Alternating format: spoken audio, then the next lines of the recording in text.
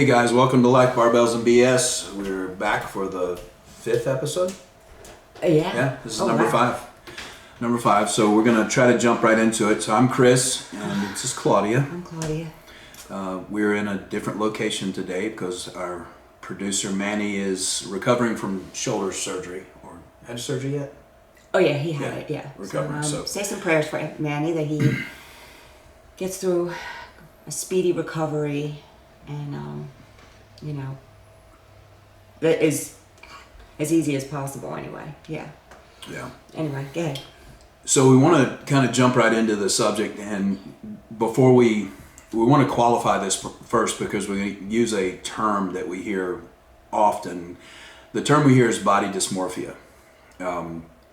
It's a medical term, and it's a term that's diagnosed, and there's treatment and all those things. So we're not here to give medical advice. We're not here to dive into that realm at all. We're not qualified to do that. We're going to talk more about the behavior that is associated with what may be perceived as body dysmorphia, or there's actually another term called muscle dysmorphia. Mm-hmm. We see these things in the gym every day, and they come in different variations. You see some people that are very small who perceive themselves as large.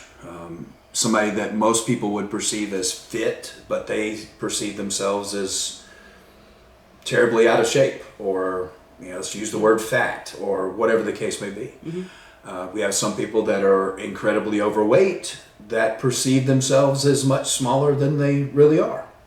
That's actually the thing. You have guys who have a lot of muscle and girls who have a lot of muscle who have worked really hard to attain it that never feel like they have enough. It's always more. I got to have more. I'm not big enough. That's another form of this.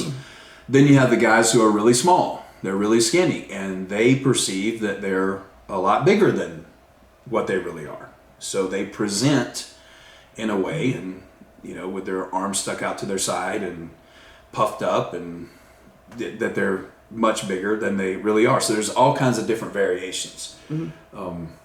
Our job, and I think what we're trying to accomplish, and I'm going to let Claudia kind of jump in. What we're trying to do is we talk a lot about the working out part, we talk about the nutrition part, but when you dive into this world of fitness and training, there's a huge psychological component to this. And if you're not careful and you don't take advice from the right people, and you end up walking around in this state of confusion all the time, you can become very obsessive. It can become unhealthy. So what was a goal to create this healthy lifestyle physically can lead to an unhealthy lifestyle mentally and psychologically. Mm-hmm. So I would agree with that. Yeah. It kind of hits a lot of people. I mean, especially bodybuilders. It really hits us pretty hard. But God, so where do you start with this one? Because we can go all over the place. Well, let's break it down into how. I can't even say that it's different for men and women, because they all kind of do the same thing, to be honest with you. It's whether you're if they're a little on the larger side, I'm going to say, not obese, I'm not going there, but people that, they have both. I found with some of my clients, they have this one where they're almost shaming themselves. Mm-hmm. And then on the other side, where, like you said, they perceive themselves as being a whole lot more fit than what they are. Right. And I see that a lot also on social media. People are trying to almost, and I can't say this, or maybe I can. Yeah, you can. I'm going to say it. We're going to have to eventually. Yeah, I'm going to say it. People are normalizing unhealthy lifestyles. Yeah. And unhealthy body types, and they're trying to make it where it's okay, and it's not okay. I'm going to put it out there. It's not okay. It's you're putting yourself at such a risk, and the way you are almost shortening your life, so to speak. Well, I mean, the data is out there. This is science we're talking about. That if I walk around and my body fat level is a certain percentage, then I know I put myself at a higher risk for cardiovascular disease. I put myself at a higher risk for diabetes, stroke, Cancer, high blood pressure, all of those things. So that emphasis. So we're not putting out information that's not that everybody doesn't that everybody know. knows. That's but not it's almost shaming, like that's social a media fact. is normalizing all Yes, this, and absolutely. we have to accept that. Or this person that is prancing around on social media saying, "Hey, look at me," and I have this perfect body. I've got this great body, and you all have to love it. And that's great. I'm glad, if you are that confident or whatever, great. Yeah. But to be honest, it's, I'm on the side where I disagree with it. I totally disagree with it. And yeah, I put it out there that I do. But then we have people that also do on the other side, the flip side of this, where they're constantly putting themselves down. Mm-hmm. And I see that with whether they're overweight or they are fit or they're maybe not fit, but they're not overweight. And they are just in their head. They're just, everything is wrong with themselves. Mm-hmm. They can pick themselves apart. And even when you get someone that works on that issue, what they work on whatever it is, and then they get to the point where, hey, look, you got to your goal, you've got, then there's something else and something else. And then I think that's where this dysmorphia comes in, and I'm going to call it that here, or this distorted. There we go. There we go. Thank you. That you just said that perfectly. This distorted view of perfection that you will never obtain. You'll never obtain, I think, whatever this is in your head that's perfection. I can understand having goals. Yeah. Having goals and trying to be perfect are two different things. And this trying to be, whether you have an image in your head of, I need to be a certain weight. Do you have clients that say that too? I want to lose X amount of weight because when I looked really good, I fit into this particular size of clothes, and I was happy. Or they weren't happy at the time because they could pick themselves apart then, but they forgot about that. They just remembered that they were able to fit into this particular set of clothing, and I want to get back to that. They show me pictures. I want to get back to this. And then when they get back to that, they're not happy. Yeah. I think it's something that yeah, we could go all day with this. Yeah. I think this boils down to a couple of things. I feel like I'm talking in circles. It's easy to do because it's such a deep subject. Yeah. But let's kind of go back to one of the this society we live in, the social media and misinformation, social media, misleading sales ads for things that claim to 30 pounds in 30 days, or this piece of equipment is guaranteed to shed body fat or belly fat, or hook your abs up to electrodes and you'll have abs in 30 days. Only if you lay on your couch. Yeah. Yes. Or this pill is going to burn fat, or whatever the case may be. And give you this perfect body that you will look like a fitness model. Yeah. And then talking to, I don't know, have you ever talked to anybody that's done this stuff and it's worked? Well, there are people that have had success that have used multiple tools along the way. So sometimes they'll attribute it to say, well, I lost 50 pounds and hey, this is what I took. I took this fat burner. But at the end of the day, it was about the work that they put in the gym, their the discipline in their eating habits and those kinds of things. Now, and fat burners, a thermogenic, something thermogenic that has bunches of caffeine that gives you energy. Again, caffeine gives you energy, have energy, work out, maybe an appetite suppressant. There's all these different tools you can use, but ultimately it's about the work that you put in and the discipline that you have in the kitchen. That's it. Yep. Bottom line. But also this idea of now comparing ourselves to other people. So we're just bombarded every day with social media, with everybody, with all the influencers. And believe me, I've had these conversations with these influencers many, many times. And they'll always tell you the same story. I just want to inspire people. That may be true to a certain extent, but make no mistake, and look, I'm just gonna say this about myself. I love studying people. I love human psychology. I absolutely, that is my favorite thing in the world. So let's just cut to the chase. You love you more than you love inspiring others.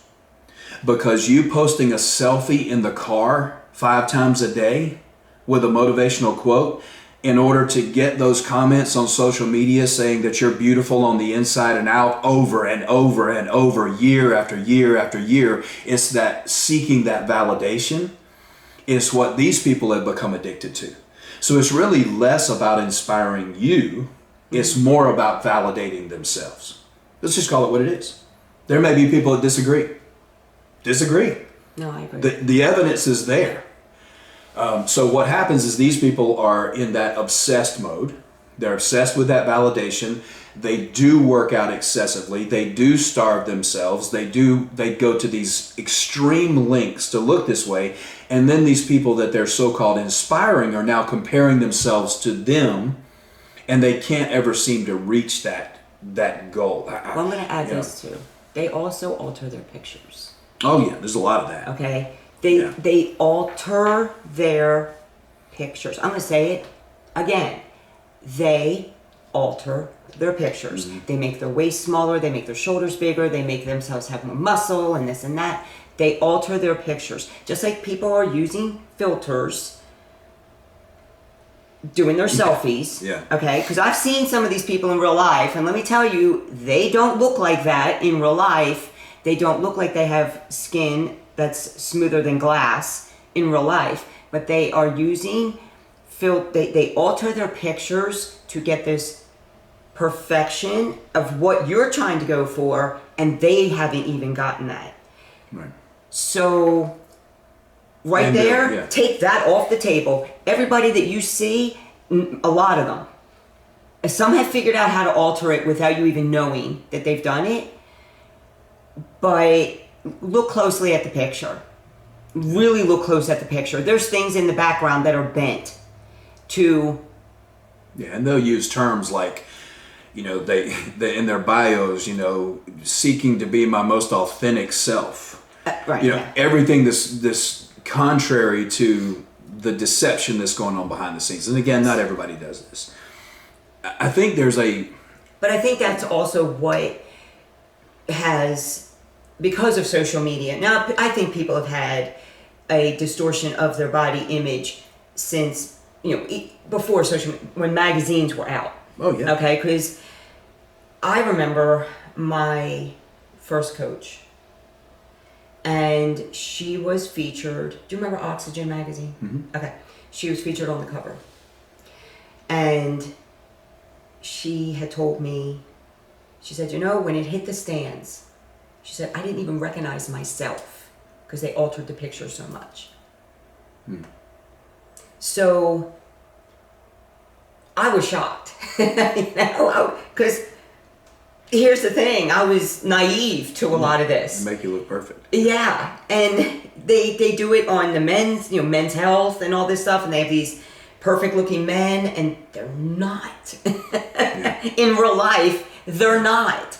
So my point is like that distortion has been going on since long before social media. Remember when we had talked about in our other podcast about our people, I think your grandmother, I know my grandmother did it. The diet pills. The diet pills and the I had to be skinny, and then they weren't skinny enough, and then they had loose skin and then a saggy butt and all this other stuff, but they still had to be skinny. And no matter how much they were wanting to be skinny, it was causing other things to happen. They were losing muscle tone, and when you're losing muscle tone and your skin is hanging off your body, you're not going to look the same as what is in your head if you thought, I'm going to just lose this 10 pounds. I'm going to lose 15 pounds. Well, chances are you're going to lose a lot of muscle with that 10 and 15 pounds, which in turn makes things look worse than before you started. Yeah. So, but, now if we go to the other side of the spectrum, so those are people that are looking to the internet and wanting to be like somebody on the internet. They're trying to achieve something that they're not achieving, but they're trying to put that perception out that they have gotten to that goal. So what about the other end of the people that think they're there and they can't think outside of that that brain space of, they're walking around like they are Godzilla, I guess. Confidence is a tricky thing.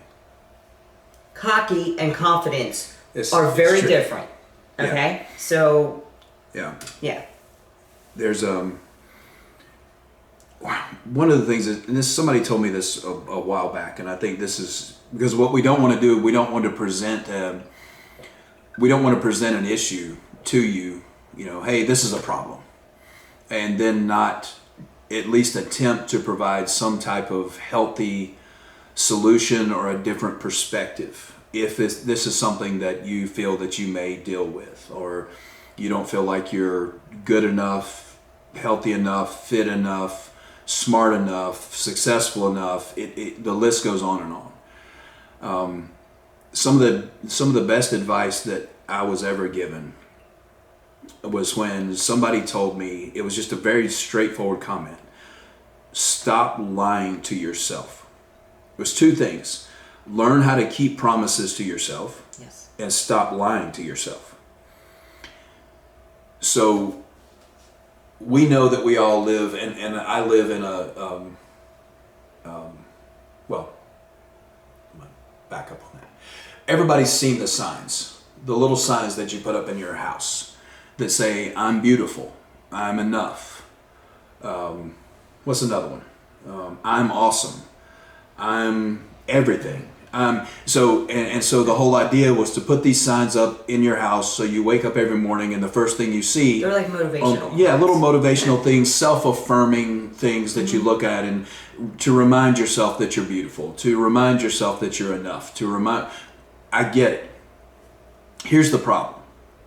And it goes back to what Claudia said in the beginning, where we've reached a point where we're starting to normalize unhealthy behavior. We're normalizing unhealthy habits. We're normalizing being unhealthy, period. Mm-hmm. So if I take myself, and let's just go to the extreme. So just for sake of argument, so we can offend less people. If I weigh 500 pounds, okay, and I wake up every morning and I read my signs, I'm enough. Yes, you are. Number one, you are enough. That's true. But I'm beautiful. I'm healthy. I'm awesome. I'm successful. I'm this. So let's say I'm broke. I weigh 500 pounds. I lost my job. I don't have a car. I'm getting ready to be evicted from my apartment. And I read all my signs every day. And I'm self-affirming. I'm telling myself what I need to hear. Those things are fine, and those are a tool. Self-affirming, that positive self-talk is good.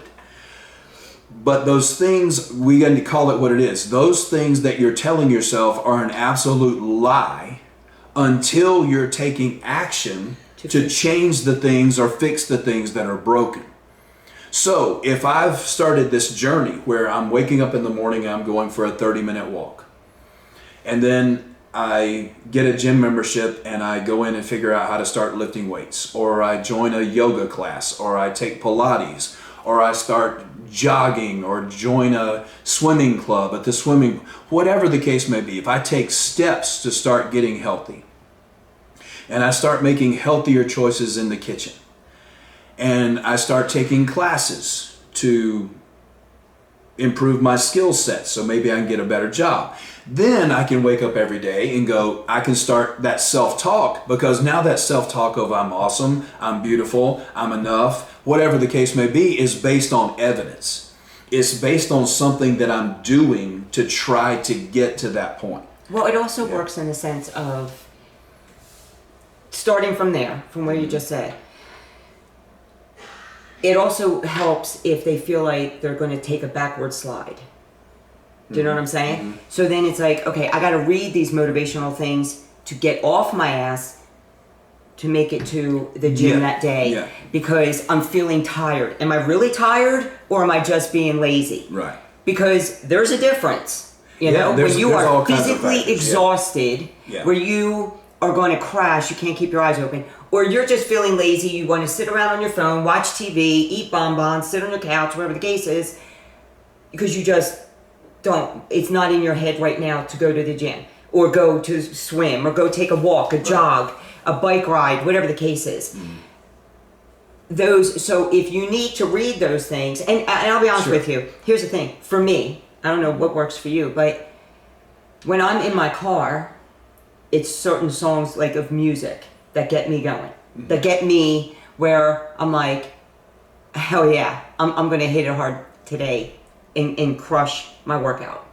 When I'm feeling like, I don't want to do this, it's like certain songs that make me like flip that switch, and then I go in and it's different. So it's almost the same thing in a sense. There's not signs up all over the place, but it's just like, it just drives that need when I'm feeling like, oh God, you know?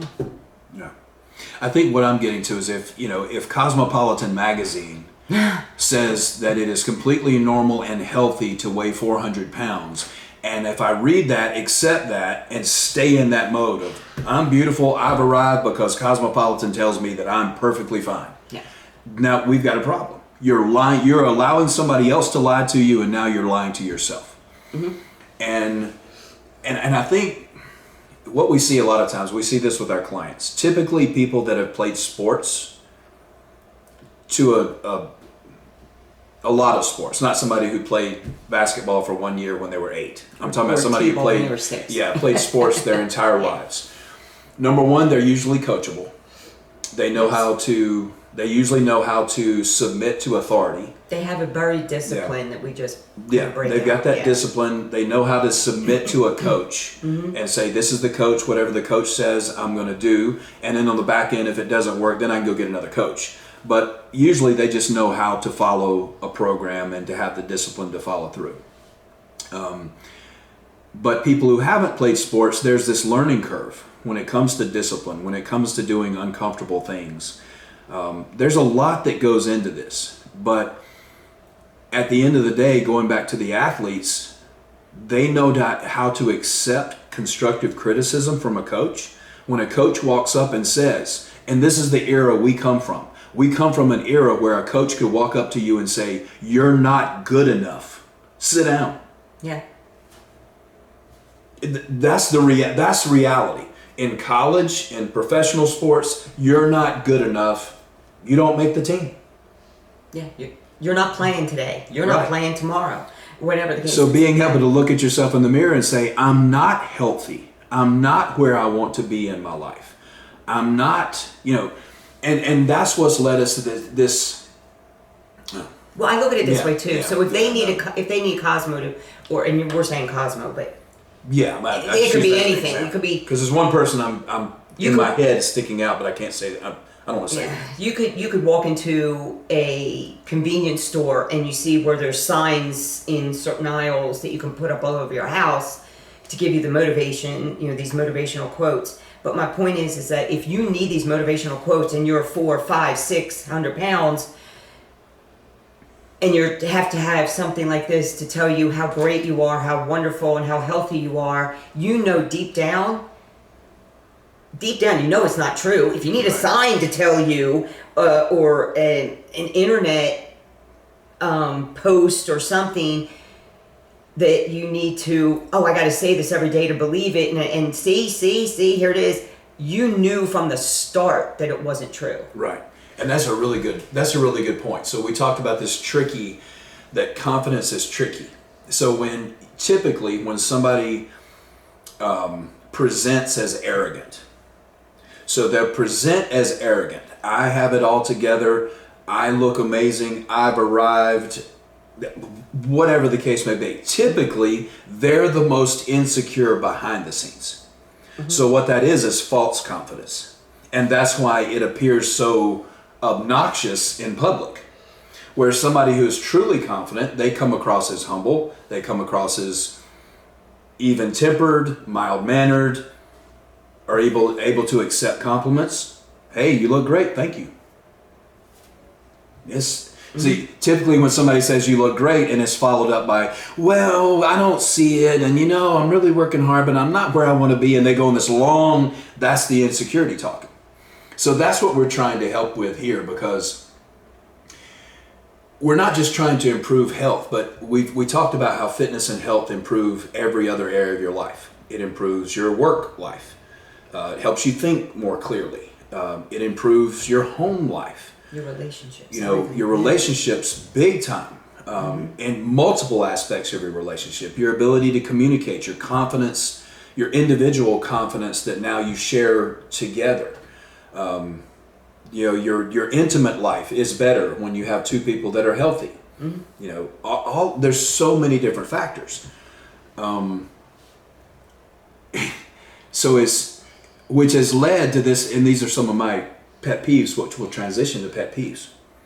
So when I say something like, I'll put you on the spot because you're a woman. So this is this affects men and women for sure. Men and women both do this. Okay. So I'm not singling out one or another. You're not going to hurt my feelings. No, it's nothing to hurt your feelings. So if you saw a program that you could enroll in that was called the Revenge Workout Program. Mm-hmm. Revenge Workout? Mm-hmm. So that's kind of the heading. So the Revenge Workout says, for typically geared toward women, that says you've been hurt over here, you've been abandoned, you've been cheated on, you've been lied to, you've been left, you've been whatever. Now it's time to get your revenge by getting in the best shape of your life.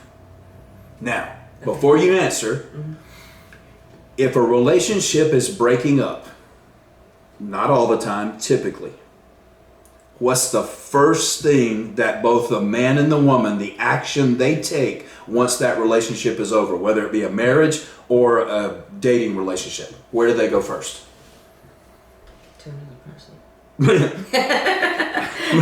A lot of times, yes, they go to another person. But let's take a person out of it. Where do they go? They usually go to the gym. They go to the gym. They go to the gym. Somebody answered, why? Because they feel like if I look awesome, you are going to regret letting me go. Or, there's another one. We're talking about truth here. I don't know. That's my woman mind. That's what I would have thought. Like, hey, if I look so hot and you see me with someone else, or I look so hot, you're going to look at me one day and be like, I should have never let that go. Okay, so let's look at it from another perspective. Let's not talk about a dating relationship. It was a marriage that blew up. Regardless. Okay, a marriage that blew up. Okay? Yes. Now you're divorced, and now the truth comes out. The truth says, my chances of finding another person are highly unlikely unless I do something with myself and get myself in shape. Because what he or she tolerated in me because I was married, a new person's not going to tolerate that because I have done nothing to take care of myself over the past 30 years of my life or whatever the case may be. Now I know that getting back on the dating scene, it ain't going to happen. Unless I'm in shape. Unless I'm in shape. So just imagine what would have happened if the two people in the marriage would have made health a higher priority. And that's we know that's one little tiny part of a marriage falling apart. But make no mistake, it's part of it. Because if I don't feel good about myself, I'm going to present myself to my spouse in a different way. Yes, I agree. Right? It affects. It almost everything. drives the other person down. Yeah. Because one person's coming down, and it's almost like you know how they say, you've ever heard of people that were literally drowning, and then both people drowned because the person that was originally drowning, person that's trying to save them, winds up bringing them both down, and they both drown. Yeah. So, absolutely, yeah. Right. So when you're down mentally, look, it's how many times have we heard that when people are in a with negative state, negative mindset, okay, and it can change the room. Oh, yeah. The whole, like everybody in the room, the whole room, the negative energy, the negative thoughts, it changes everybody and it brings everybody down. Yeah. I've seen where, and this was years ago, I remember seeing people roll up in the parking lot. And I think, and I just felt the weight because I knew what was coming. Do you understand? Oh, yeah. So being in a marriage or dating relationship or whatever the case is, when they're not happy with themselves and slowly over time, and they chip away at themselves, and then they get like this saddened or depressed or anxiety or whatever the case is, and then they can't handle that burden on their own, and it falls onto their partner. And man, it's a lot of weight. Yeah. It's a lot of weight. It was a lot of weight for me as a trainer, and I was only with them for an hour a few days a week. So I couldn't imagine dealing with it, living with them. So like you said, if you have a healthier lifestyle, it does make a difference. It really does. And you talked about this before. And that was kind of another topic that we may go deeper on later down the road. But it was the idea of having a supportive spouse. How important that is. You know, because, hey, make no mistake, in this I will separate between men and women. Men are very guilty of trying to keep their woman down. Yes. And don't look too good, don't put too much makeup on, don't dress too nice, don't get in too good a shape, because if you do, you're either going to upstage me, or when we go out in public, you're going to get more attention because I'm so insecure that I can't handle other men looking at you. Absolutely. And that'll wreck. So they keep the woman down. And then, so men, if you're doing that, grow up. And I've been in relationships like that. Okay? Now, here's the thing. Not for long. Yeah. Okay? Because I put them out with the trash. But, yeah, absolutely. You know, they met me knowing I was either, at the time, I was in law enforcement. Yeah. Or they met me knowing I was very much into the gym, which I've been since I was 19 years old. And they loved it at first. Because they wanted a fit woman. Right. But they didn't want that woman to actually go to the gym to get fit. Right. Okay? Right. They wanted it to be natural, where you just woke up every day and it happened all on its own. Right. And then it was, you know, hey, why are you going to the gyms, 4, 5, 6 days a week, whatever the case is. Are you talking to anybody there? Are you talking to blah, blah, blah. Now, I've had, and like I said, it's been a while, but I've had female clients that weren't allowed to train anymore because their husbands said, you're seeing, I'm seeing progress, cut it off. You're done. I had, just recently had... I've never had a husband. I've trained husbands. Never, ever once. Never once. In all the years I've been doing this, never once has a husband ever said, my wife won't let me work out. No. Ever. No. I had a female client, not a client, but she approached me. saying, I'd really like to hire you as a trainer, but I need to check with my husband first. Okay, that. Usually they don't come back. I can accept that, respect, and discuss between. Got it. But she came back. Oh. And the answer was, because she felt like, look, I can't do this on my own. I don't know what I'm doing. I need some guidance from a professional. Makes perfect sense. Absolutely. Right? But the answer was, no. You will demonstrate some discipline to me first, and then I'll allow you. Allow. Okay. Yeah. Okay. Well, that. Okay. I'm not going to say where I would go with that relationship, but anyway. Yeah. Well, here's the thing. I'm going to go back to my first coach. Okay. She has since divorced him, but her now ex-husband. At the time they were married, they had a son together, and he was a teenager at the time. And she wanted to get into working out, and he said, "I'll buy you some weights. You can do it in the basement." Well, what happens? You outgrow it. Yes, and okay. Some people can work out at home. Sometimes that's hard. That's harder for most people. That's hard for me. It's hard for me. I can't work out at home. My home is my that's safe your place. Resting that's my place. resting place, my safe place, my relaxing place. Yeah. But anyway, so she set up something in the basement, and her son trained with her. But then the weights weren't enough. They weren't heavy enough. He wouldn't buy. He didn't agree to them having any more weights in the house. So she had to sneak around, got a membership for her and her son to go work out, and they had to do it when he wasn't home and this and that. But then he found out, and he made her choose. He said, it's either me or the gym. She signed divorce papers. Yeah, and she wound up being a high-end competitor. Go figure. There's a lot of stuff going on there. So, but the thing is that it's funny how, God, why can I need to know. Why are men like that? I can't wrap my head around it. I'm telling you. As a woman, I can't wrap my head around that. Insecurity. I'll say it like, Are they afraid that this other guy is going to take their woman away?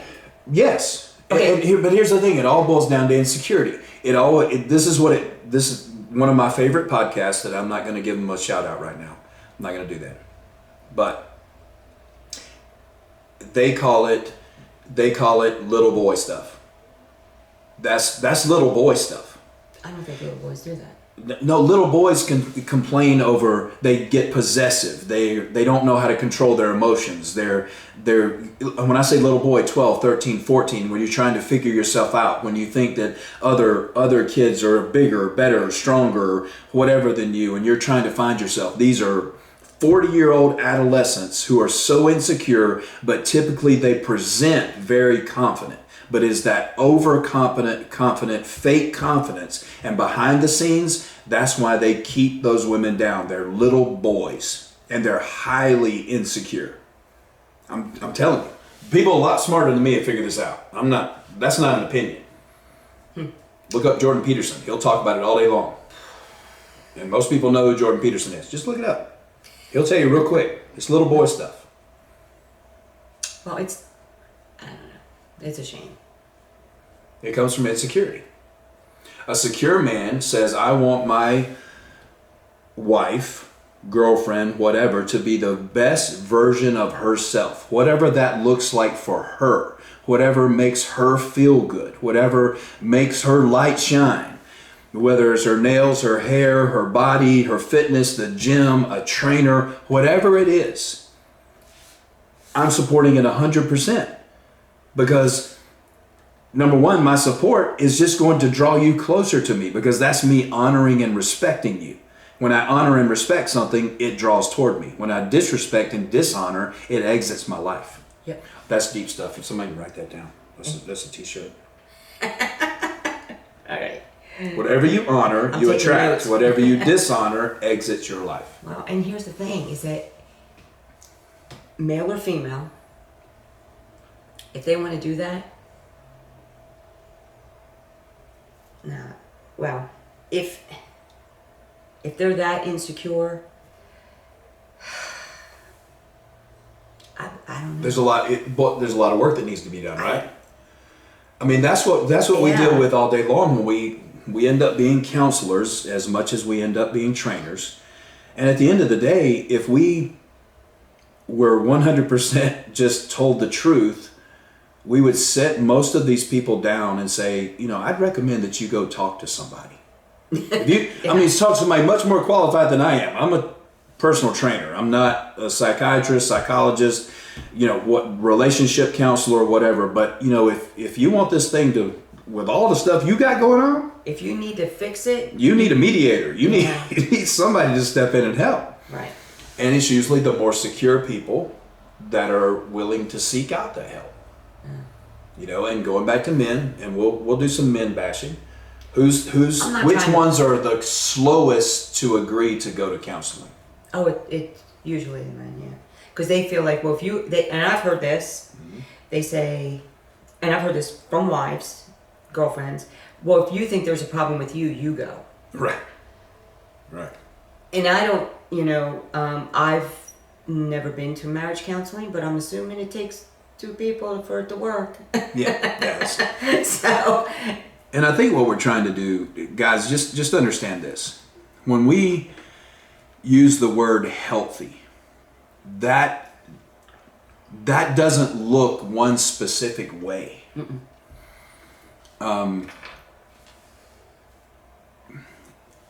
You can be 250 pounds and still be healthy. You can be 100 pounds and still be healthy. It doesn't have to. I mean, there's people that I've seen, especially I'm going to go with women, but you can talk on the men's side. But there's women I've seen, and they are of larger frame, and they're killing it. They're rock climbing. They're doing all this stuff. I mean, they are. They blow people out of the water as far as being fit, but they don't have the standard of what people might think is fit, of this little skinny, wafy looking body, or, whatever. But they, health and fitness it does come in all different sizes. Chances are, when we were talking about the person that was, when you said, if you're 500 pounds, this and that. Yeah. They were not 500 pounds of health. Yeah. They were someone that doesn't move much at all. That's why I use. They sit around. Huh? You show me a 500 pound healthy person, I want to see that. Yeah. That's why I use that example. That would be. Yeah. No. Yeah. They better be 7'9". Yeah. So, I mean, there's 350 pound healthy people. But when you start getting really beyond that,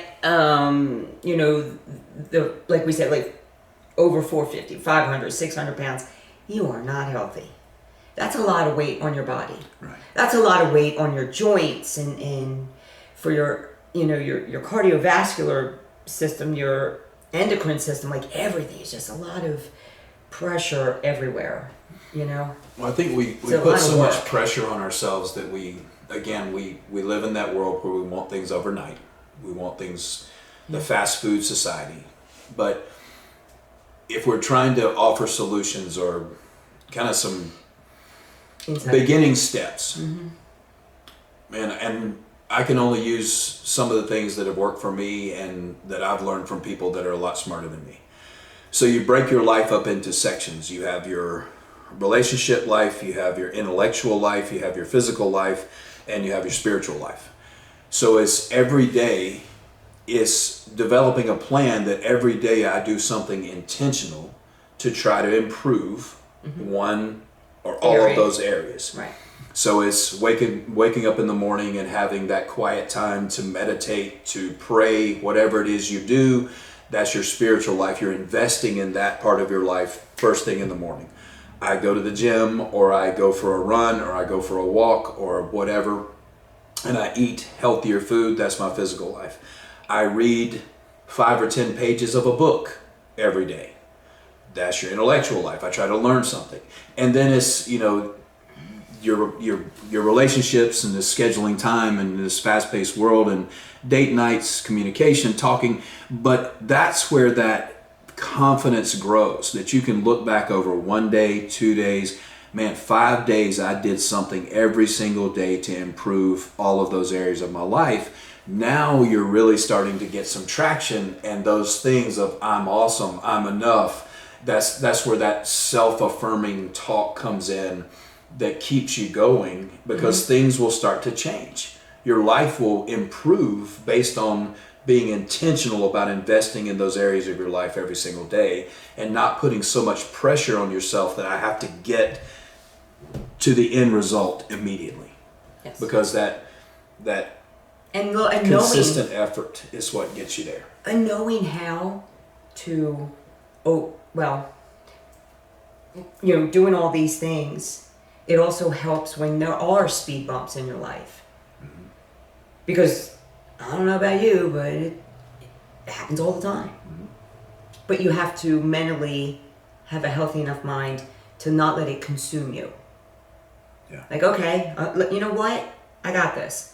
Let me just figure this out. I'll work around it, and you go above it, around it, whatever, and move on. Yeah. Because stress is an everyday part of life. A healthy stress isn't. I mean, that's there. That's going to be every day. Yeah. But it's learning how to cope with it and to overcome it and move on. Yeah. So, you mentioned something about. You blurbed on it. I blurbed? On the pet peeve. Yeah, this is a good transition. So hopefully, and look, if you watch this and you want us to go deeper into any of this stuff, we could probably talk for a couple of hours. We could keep going down for it. But it's just, it's a lot, and we want at least you to be able to take something away to try to kind of evaluate your own life, maybe some of the things you're dealing with, maybe your insecurities, how you're viewing yourself.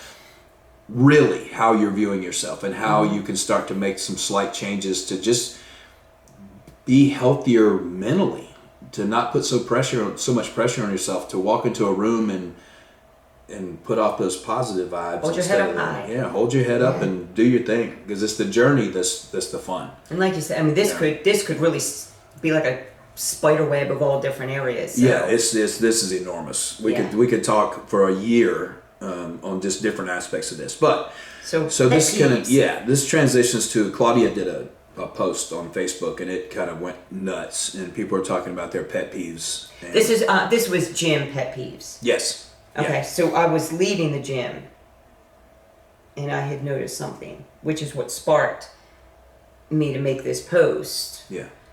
Asking people what is their pet peeve in relation to gym etiquette, so to speak.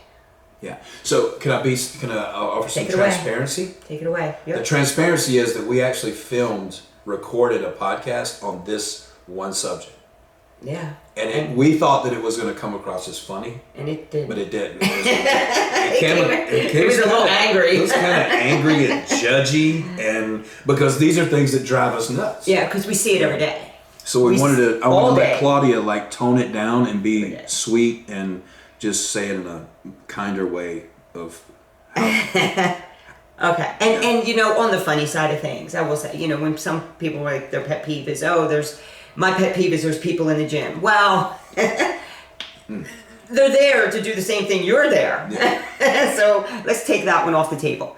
Or, having protein farts. Flatulence. Look, and that was funny. I mean, I got a giggle out of that. That was funny. I mean, I haven't had that experience, to be honest with you, with other people. I've not. Have you? Not really. I mean, body odor maybe, but it's a gym, so I expect that. Yeah.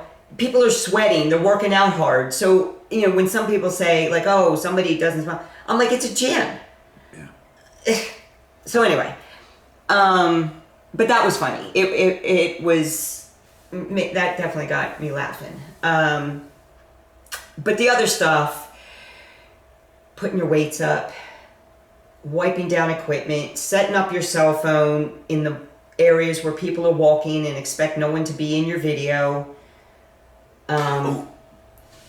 Just a slight interjection. Go ahead. The people who do not put their weights up are the same people who don't put their carts up at the grocery store. I would say that that's I'm probably telling you, true. they're beyond help. Yeah.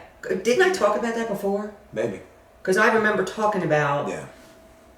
I walk my cart, not just to the cart thing in the parking lot. I walk mine all the way back into the store. And you know why? Because I don't want a high school kid coming out, because I usually shop at night, and I don't want these high school kids, especially in the wintertime or raining, to have to come out and get my cart because I felt like I was too lazy. It's like, I brought it out here, I'll put it back. Yeah, get more steps in. I don't care about getting the steps in. It's just, it's courtesy. Yeah, I know. That's what this boils down to. This is about courtesy. It's about being respectful of the people around you. Yeah, absolutely. Look, you're in a shared space. Here we go. There's one. Putting your weights up. What's another one? Wiping down your equipment. Okay, please. Yeah, please. Just sweaty. It's people, they have body lotion on, some of them have glitter on, whatever the case is. And, just wipe the stuff down. It's just, and it's not even like a COVID thing. It's just a courtesy thing. Yeah. Because even back before COVID, and I don't know if you've ever been to gyms. I mean, you had to bring your own towel. Yeah. Okay? And you laid your towel down. Now I'm really dating myself saying this. But you laid your towel down before you sat on anything or you used any of the equipment. And then you used your own towel to wipe it down. And then when COVID happened, it was, okay, spray it down, wipe it down. They have certain towels. They've got spray stations and all this other stuff. This stuff is right there. Yeah. They can't make it any easier. Yeah. Cell phones. Cell phones. Okay, here's the thing. 2 different areas with the cell phone. One is setting it up in the walkways of where people are. You know what people are going to be? I don't care. I'll walk. If I see it, I will walk out of the way of somebody's video. All right, I get it. I'm not one of those that I will intentionally, unless there's weights that I'm trying to get to and I have to walk into their video, I will walk around and stay out of it if I notice it. Sometimes I don't even notice their phone. But the texting while on machines, that stuff's got to stop. Scrolling, texting, just sitting playing there. Video games, watching movies. I've seen people do it all. Yeah. And, it's just step off of the machine if you need to text. Step off of the machine, you need to text. This way then, if somebody else wants to jump in, do a set or 2, they can do that. It's just being courteous. Because all you're doing is taking up space at that point.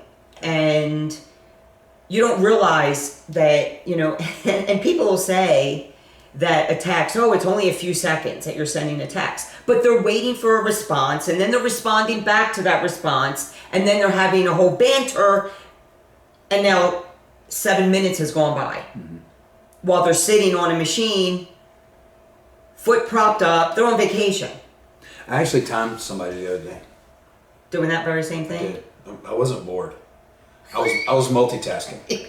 I was multitasking. So this was an actual, what did you call them last time? Staff member? Yeah. I use that term. Yeah. Not really staff. I mean, they absolutely should know better than to do that. Yeah. So in between, they did 3 sets. And remember, stay kind. We're not doing angry. Yeah, this is not angry. Okay. They did 3 sets. This is factual. This is, I'm very light. I'm talking calm.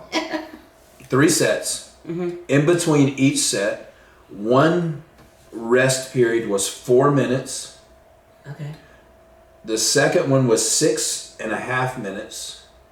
And the third one, I think, was between 3.5 and 4 minutes. They were just sitting there? So overall... What were they doing on the rest period? Just sitting there? On their phone. Oh, on the phone. Okay. Yeah. So they're on their phone. So to do 3 sets on a machine in a commercial gym, it took 15 minutes.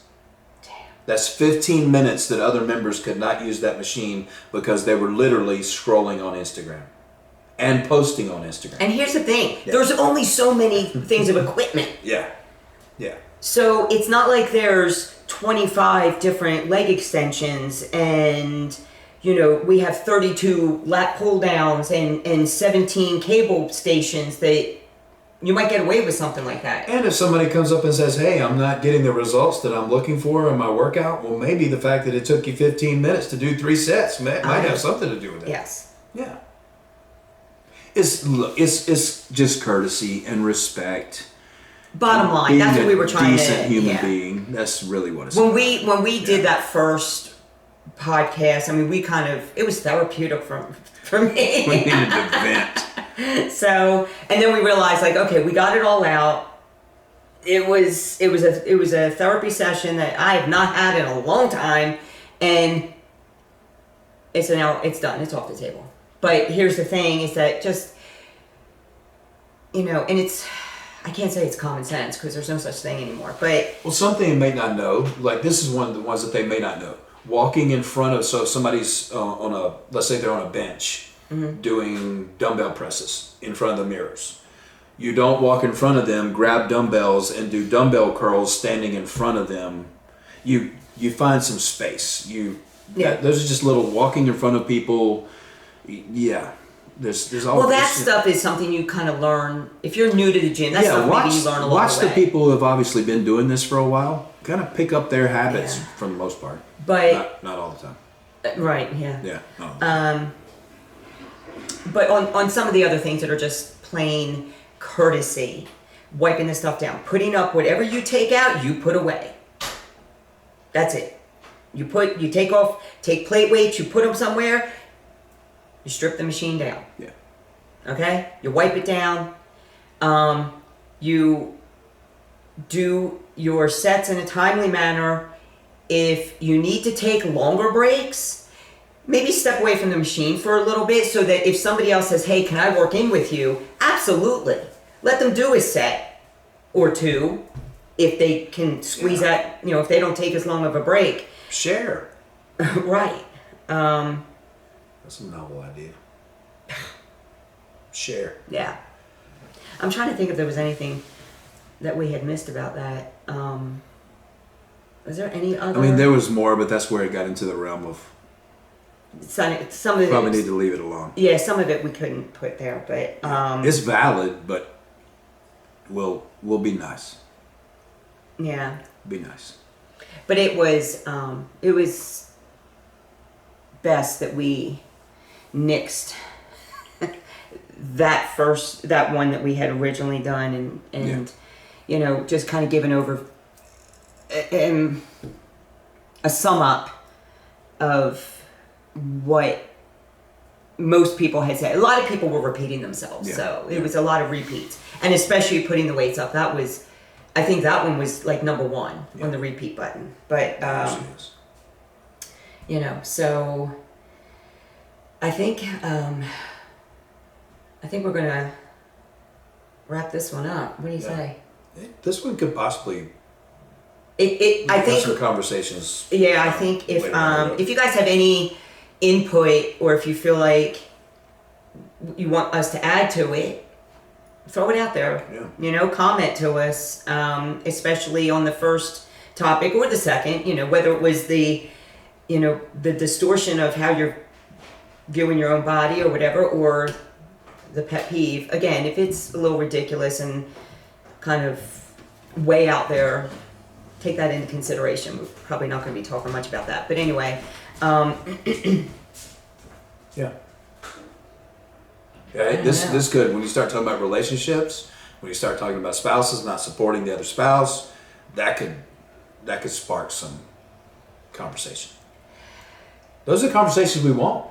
Yeah. Yeah. Oh, absolutely. Let's talk about it. That's real stuff. And here's the thing, and you can even do it anonymously. And if you want to kind of interject something there, that, hey, how do I talk to my spouse? Or maybe there's something that, look, maybe we can come up with something that you could tell them that would change their mind as to how all this works out, or how, if you want to hire a trainer, if you don't know you want to maybe figure out what you're doing wrong, or you're new to the gym and you want to get started, and your spouse is like, no, but hell no, you're not doing this because of all the rumors I've heard of, how gyms can be and blah, blah, blah, this and that. So, you know, throw it out there. Let's hear it. And then of course any positive, negative, bring it on. Yeah. Bring it on. Can't always be positive. No. All right. So, thanks. Listen up. Yep. Thank you all for whoever's out there listening, and we hope you enjoyed it. Who's going to listen? Huh? Well, nobody's listening right now. They will be I know. someday. That's true. Yeah, you just looked at it from a different perspective. I'm looking at it in the future. You when were already in the it future. I was actually in the is now aired. thinking about, yeah. No, at the moment it's Yeah. you're listening and I'm listening, and that's you need a dog. Bye, everybody. We'll see you next time. Hit like, subscribe, please. I'm not going to smash the like button anymore. Why? It's not getting smashed. Y'all need to smash the like button. There you go. There you go. All right. Have a good night, everybody. Bye. Bye.